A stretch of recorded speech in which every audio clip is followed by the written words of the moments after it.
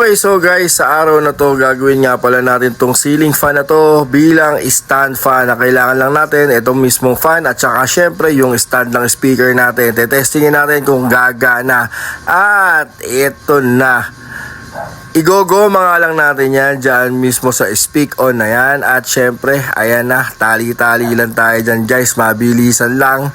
Hayaan lang natin maging stable yung LEC kasama yung buong fan na yan. Okay, tali-tali lang. Sige, hanapin lang natin yung kanyang yung basta, yung balanse niya.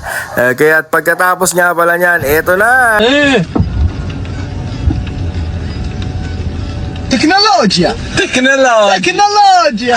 تكنولوجيا عشدنها تكنولوجيا O diba, meron ka ng isang stand fan na malaki, o diba, industrial fan ang datingan. Kaya kung meron kayong mga ganyan at wala kayong masabitan at may stand naman kayo, gawin nyo na to, mabilis lang, goma-goma lang.